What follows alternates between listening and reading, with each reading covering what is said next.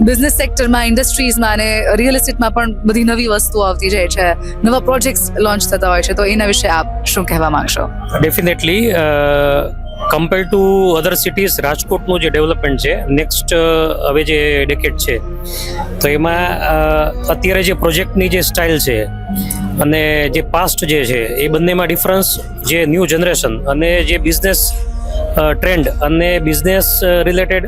જે કંઈ પણ ઓફિસનું જે સ્ટ્રક્ચર છે એમાં અત્યાર સુધીમાં ડિઝાઇન્સમાં આ જે પ્રોજેક્ટ છે એમાં અમને એક નવો કોન્સેપ્ટ એવો લાગે છે કે ભાઈ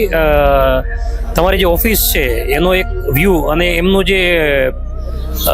કહેવાય કે એમ્બિયન્સ નોટ ઓનલી ઓફિસ પણ તમે એક ફીલ જે કરો છો એ કમ્ફર્ટ ફીલ થાય છે. બીજું કે ઓફિસ